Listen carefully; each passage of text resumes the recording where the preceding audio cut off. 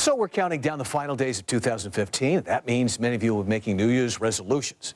Well, some may be small things like cutting down on the incessant social media or just vowing to work out more.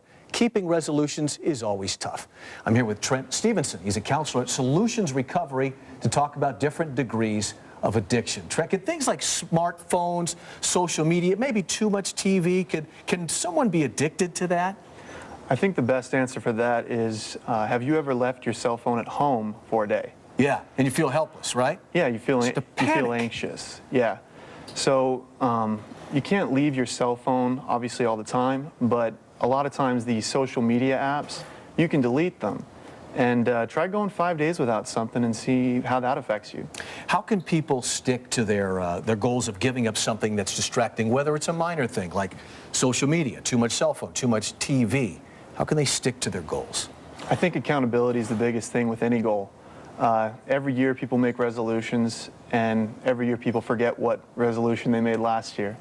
So write it down, report it, and talk to someone about it. Someone that's going to hold you accountable, whether it's a family member, coworker, or some kind of loved one. Now, you're a counselor at Solutions Recovery. You deal with serious issues like a drug and alcohol addiction. Is it ever better to taper off a bad habit than go cold turkey? Often tapering is especially necessary for drugs and alcohol. Mm-hmm. Some behaviors, that might be the case, kind of depends. Mm-hmm. You want to talk to a counselor. You want to talk to a doctor. When you are taking a prescription abuse is very common. Mm-hmm. You can switch to a different one, or you can talk to your doctor about, what if I try and get off of this? The general rule of thumb, as far as going cold turkey or tapering off, if it's ingested, you want to taper off, meaning if you eat it or drink it, you want to taper off, go slowly. Is that the general rule? I'd say in some cases, but again, I wouldn't do it at home. So talk to a doctor, talk to some sort of expert, give us a call. We'll tell you what we think. Now, what are some examples, you want to replace some of your addictions, even if they're just bad habits, with other things, whether they be better habits? Give us some examples, replacing your bad habits with other things. I think for a lot of people, this time of year, the most common goal is want to lose weight. Yeah. So the other most common thing is to go and sign up for a gym. If you did that last year and you didn't go, you need to try smarter. Don't just try the same thing again, but make a new plan.